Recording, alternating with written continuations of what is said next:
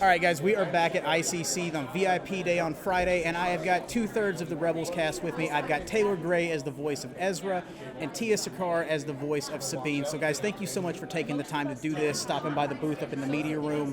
What's your experience been like so far? I've been having a great time. Everyone's so nice, and it's a beautiful day in Tennessee, and what's not to love? I can only second that. Everyone has been so sweet, so kind, and it's been busy. It's amazing. Yeah. Absolutely. And something that you guys had mentioned I want to hit on in your ECPC interviews. Taylor, you mentioned that you were going from on-screen to voiceover, and Tia, I think you mentioned you were doing the same thing. When you jump into that medium and you have characters that now get action figures made, what is it like when you see these collectibles that you help bring to life? What is it like to actually see that and hold it in your hand?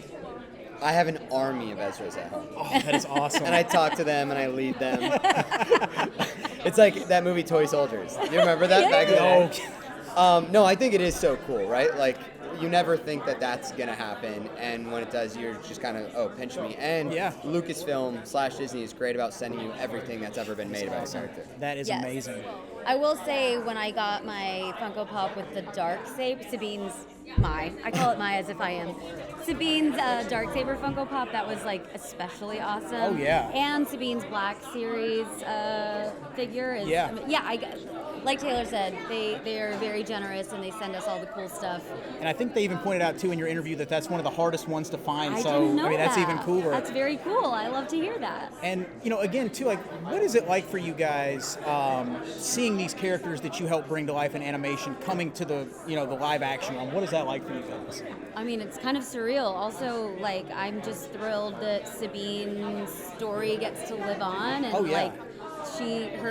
she's not done yet. She's got more adventures to experience, so I'm thrilled. Absolutely.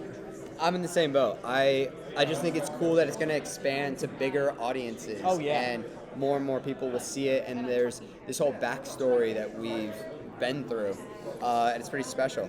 For sure. And then I've got one last question for you guys. It's going to be Steve Bloom-centric because he was my introduction and my foot in the door into the acting world. What was it like working with him on set? Because, I mean, like you said, everybody kind of has this family dynamic on set. What was it like working with Steve? I mean, I wish every question was Steve Bloom-centric. Yeah, same. I can just speak to the character that he is as a person, and he's the kindest, coolest, most fun person in the world. I just love being around him. I'm so sad I haven't seen him more. So this is fairly special for us because we haven't been together like this in a long time. Absolutely. So every time we had a session, it was great seeing everyone, but it was especially great seeing Steve. Yeah. Hey. I was curious if she was going to hear that. And I guess one last question popped into my mind because I know you mentioned it in your interview earlier. You guys were kind of newer to the Star Wars realm together. What was it like bonding over, maybe being the two actors in the series that didn't have the most knowledge about the series or learning as you go? What was that like, and how did you develop the bond over that? It was actually really helpful because Taylor and I were both primarily on camera. Okay, speak for yourself. I have a Sith holocron tattoo right here. We're both, primarily on-camera actors, sort of newish to voiceover acting, and we also were newer to Star Wars fandom, so I feel like we were kind of always like a little bit on the same page, and we had the greatest of teachers. I mean, Steve Bloom, Vanessa Marshall, Freddie Prinze Jr., D. Bradley Baker, getting to learn about Star Wars from those guys. Like, Freddie's like an encyclopedia. Yeah. Sam Whitworth, toss him in as well. See, I'm jealous of that. Yeah. And then also just to get to try and learn the craft of voiceover acting from these incredibly mind-blowingly talented voice actors who are prolific.